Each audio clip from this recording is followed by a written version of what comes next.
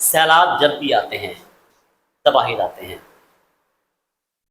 رواں سال اگست کا مہینہ جو ابھی ختم ہوا ہے اور سپتمبر جو اب چل رہا ہے، سیلابوں نے خیبر پختونخوا، پنجاب اور اب سندھ کا رخ کر لیا ہے۔ ویسے یہ سیلاب آتے کیوں ہیں؟ اس کی وجوہات کیا ہیں؟ کیا صرف سیلاب موسمیاتی تبدیلیوں کی وجہ سے آتے ہیں؟ اور کیا سیلاب کا گلیشیئر سے بھی کوئی تعلق ہے؟ اور کیا آپ کو پتہ ہے کہ قطبین یعنی کہ پولر ریجن کے بعد سب سے زیادہ گلیشیئر پاکستان میں ہیں، اور یہ سیلاب سے کیسے جڑے ہوئے ہیں؟ اور سیلاب کا موسمیاتی تبدیلیوں کے علاوہ اور وہ کون سے ایسے عوامل ہیں جو سیلاب کا اسباب بنتے ہیں؟ ہماری پالیسیز کیا ہیں؟ ہم اس پر کیا کر رہے ہیں؟ پاکستان میں بڑے سیلاب کب آئے اور ان سے کیا کیا نقصانات ہوئے؟ تو اس پر ہم نے ایک تحقیق کی ہے، اور یہ تحقیق ہم آپ کے سامنے رکھیں گے۔ ہمارے اے آئی اینکرز اس تحقیق کو آپ کے سامنے رکھیں گے۔ آئیے پہلے اس تحقیق کو سنتے ہیں، اس کے بعد اس پر بات کرتے ہیں۔ پاکستان میں سیلاب یہ کوئی نئی بات تو نہیں، لیکن پچھلے کچھ سالوں سے جیسے ان کی شدت اور بار بار آنا بہت بڑھ گیا ہے۔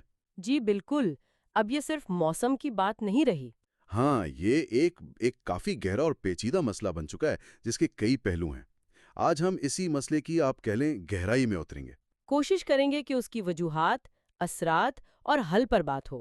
جی، اور ہماری آج کی گفتگو کی بنیاد کئی اہم ذرائع پر ہے۔ ایک تو حسام بن وسیم اور عرفان احمد رانا کا 2023 کا ایک نیا جائزہ ہے۔ بہت جامع تحقیق ہے وہ۔ بالکل، اور ساتھ ہی 2022 کے جو تباہ کن سیلاب تھے ان کے بعد کی ایک تفصیلی رپورٹ PDNA جسے کہتے ہیں۔ جی، پوسٹ ڈیزاسٹر نیڈز اسیسمنٹ۔ ہاں، اور ایک پرانی سرکاری رپورٹ بھی ہے FFC کی 2009 کی، اور ایک حالیہ اردو تجزیہ بھی جو اگست 2025 تک کے ڈاٹا پر ہے۔ تو کافی مختلف زاویے ہیں ہمارے پاس۔ جی، مقصد یہی ہے کہ ان سب کی روشنی میں سمجھیں کہ آخر یہ سیلاب کیوں آ رہے ہیں، اس کے پیچھے سائنس کیا ہے اور کون سی بنیادی کمزوریاں ہیں، اور ان کا اثر کیا ہو رہا ہے لوگوں پر، معیشت پر۔ اور پھر آگے کا راستہ کیا ہو سکتا ہے۔ تو چلیں اس پر تفصیل سے بات کرتے ہیں۔ ٹھیک ہے۔ سب سے پہلے تو یہ جو حالیہ سیلاب ہیں ان کی شدت کی بات کر لیں۔ 2022 کا سیلاب وہ تو کچھ غیر معمولی ہی تھا۔ جی، اعداد و شمار واقعی پریشان کن ہے۔ PDNA رپورٹ کے مطابق 3 کروڑ 30 لاکھ لوگ متاثر ہوئے 3 کروڑ 30 لاکھ، یہ بہت بڑی تعداد ہے۔ اور 1700 سے زیادہ جانیں گئیں۔ تقریباً 80 لاکھ لوگ بے گھر ہوئے۔ اور نقصان کا تخمینہ وہ تو 30 ارب ڈالر سے بھی زیادہ بتایا گیا ہے نا۔ جی ہاں، نقصان اور بحالی کی ضروریات دونوں ملا کر۔ اگر ہم 2010 کے سپر فلڈ سے موازنہ کریں جس نے خود 2 کروڑ لوگوں کو متاثر کیا تھا، تو 2022 والا اس سے کہیں بڑا تھا۔ بالکل، اور وسیم اور رانا کا جائزہ بھی یہی کہتا ہے کہ سیلاب شدید ہو رہے ہیں اور جلدی جلدی آ رہے ہیں۔ جی، اور یہ تاریخ پر نظر ڈالیں تو FFC کی رپورٹ جو 1950 سے 2009 تک کا ڈیٹا دیکھتی ہے وہ بھی یہی بتاتی ہے کہ یہ مسئلہ پرانا ہے۔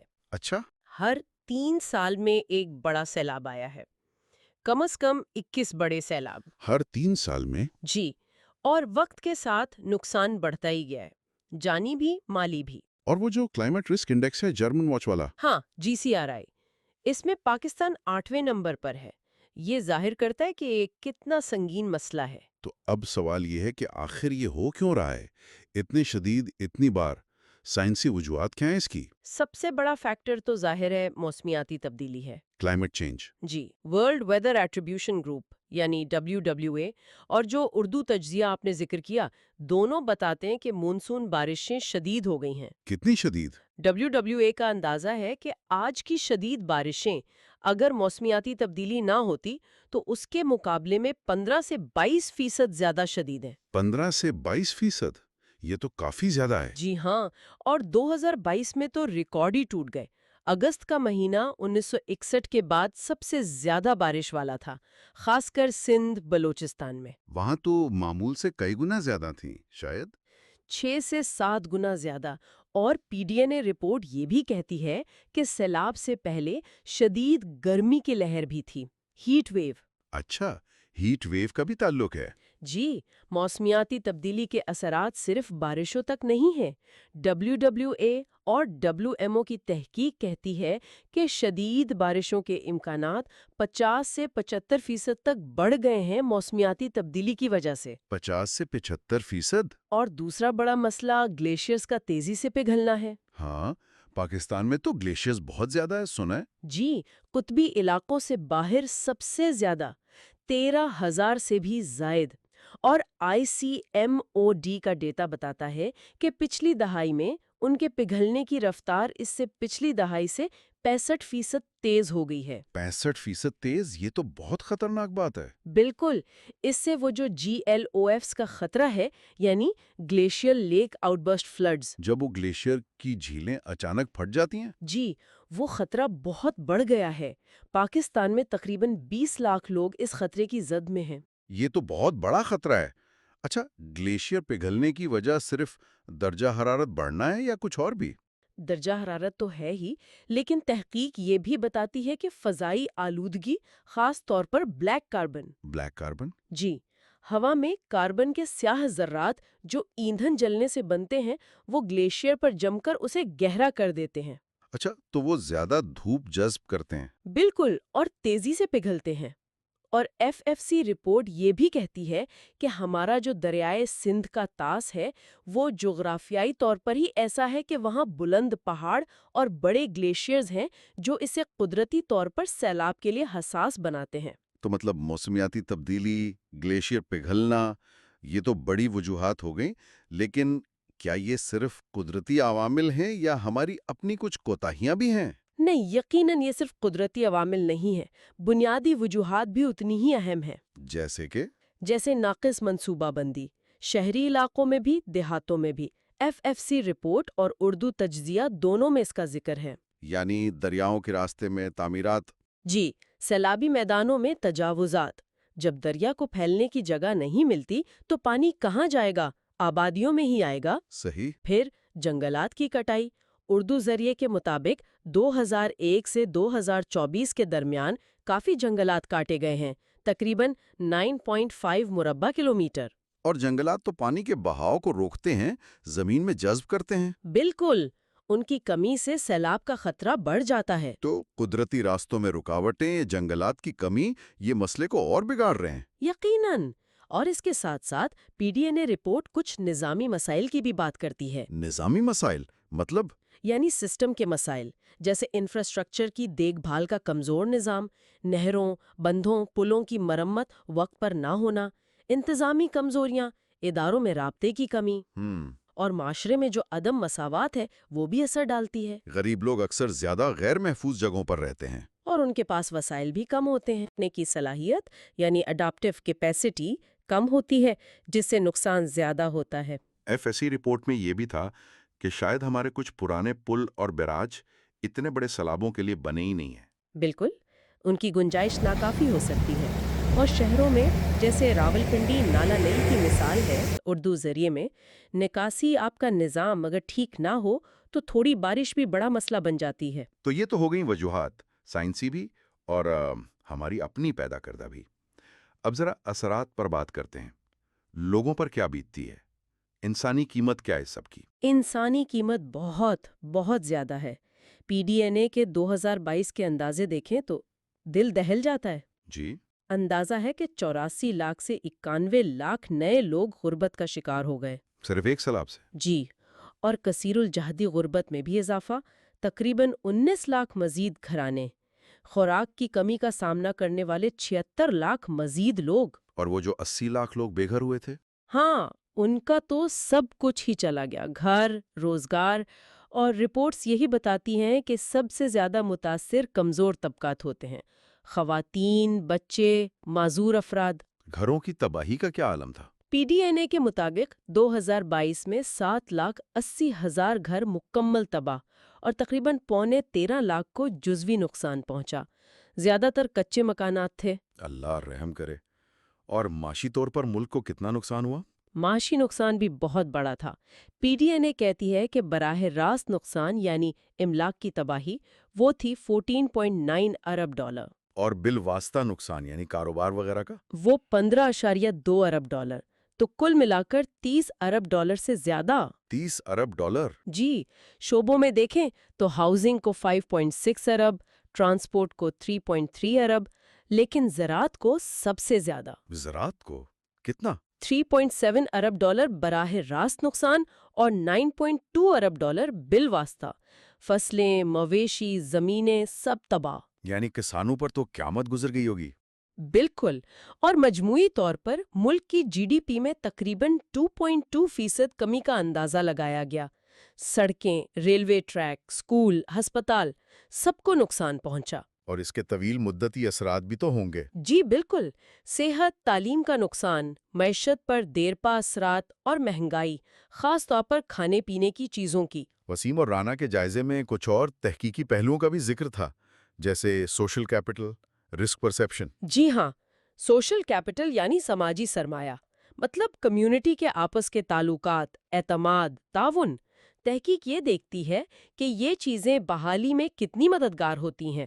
اچھا، اور رسک پرسیپشن؟ یعنی لوگ خطرے کو کتنا سمجھتے ہیں، کیا وہ حقیقی خطرے کو صحیح طرح بھانپتے ہیں، اور کون سی چیزیں ان کی سمجھ پر اثر ڈالتی ہیں، یہ جاننا ضروری ہے تاکہ وارننگ مؤثر ہوں۔ یہ تو باقی اہم ہے۔ اچھا، اب آتے ہیں رد عمل کی طرف۔ جب سیلاب آتا ہے تو ادارے کیسے کام کرتے ہیں؟ N D M A, P D M S, F F C, P M D. جی، یہ ادارے موجود ہیں اور کام کرتے ہیں۔ این ڈی ایم اے قومی سطح پر، پی ڈی ایم اے صوبائی سطح پر، ڈی ڈی ایم اے ضلعی سطح پر، ایف ایف سی منصوبے بناتی ہے، پی ایم ڈی اے پیشگوئی کرتی ہے۔ 2022 میں تو ایک خاص سینٹر بھی بنا تھا، N F R C C. جی، national flood response and coordination centre, تاکہ رد عمل مربوط ہو۔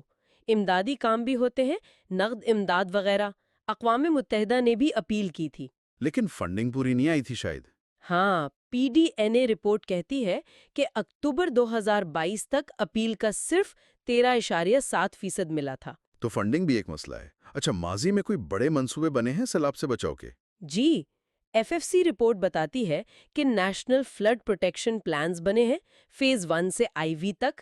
ڈیمو کے انتظام کے اصول بھی ہیں۔ لیکن کیا یہ نظام مؤثر ہے؟ ذرائع کیا کہتے ہیں؟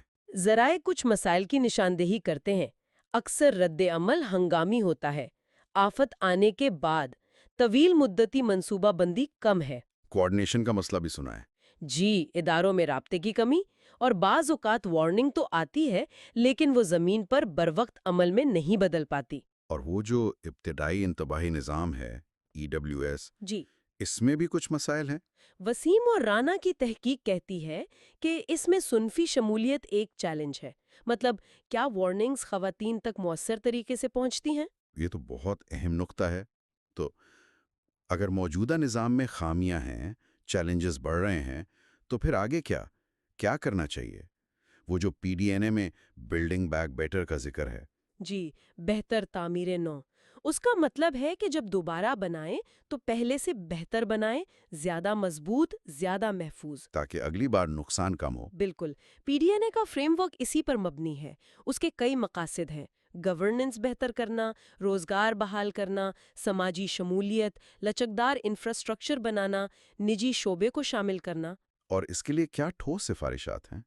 تمام ذرائع کیا کہتے ہیں؟ کئی اہم باتیں ہیں جن پر تقریباً اتفاق ہے۔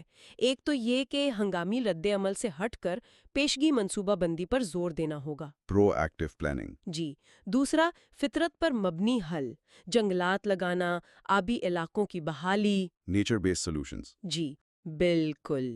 تیسرا، زمین کے استعمال کی بہتر منصوبہ بندی اور اس پر سختی سے عمل درآمد، دریاؤں کے راستے خالی کروانا۔ یہ بہت ضروری ہے۔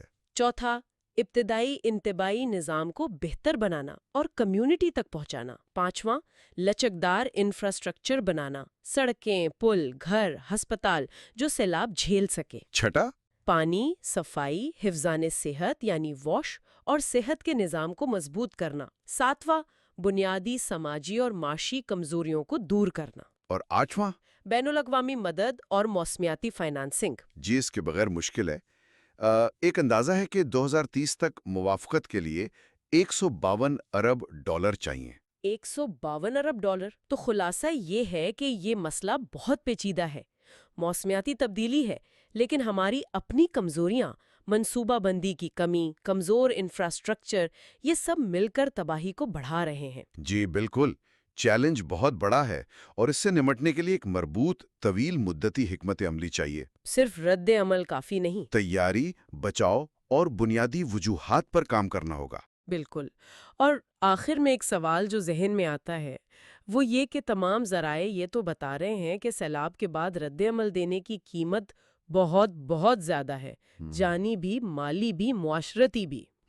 اب جب ہمیں سائنس بتا رہی ہے کہ یہ واقعات بڑھیں گے اور ہم اپنی کمزوریوں کو بھی پہچان چکے ہیں، تو اصل سوال یہ ہے کہ پاکستان کو اس مستقل بحالی کے چکر سے نکال کر حقیقی پائیدار لچک پذیری کی طرف لے جانے کے لیے، خاص طور پر ان کمیونٹیز کے لیے جو بار بار متاثر ہوتی ہیں، جی ان کے لیے قومی سطح پر ترجیحات، پالیسیوں اور وسائل کی تقسیم میں وہ کون سی فیصلہ کن تبدیلی لانی ہوگی جو اب تک ہم نہیں لا سکے ہیں۔ جس طرح آپ نے سنا کہ سیلاب کی بہت ساری وجوہات ہیں اور ان کے بہت سارے عوامل بھی ہیں جو کچھ قدرتی ہیں جنہیں موسمیاتی تبدیلیوں کے ساتھ جوڑتے ہیں، اور کچھ عوامل ہمارے اپنے پیدا کرتا ہے۔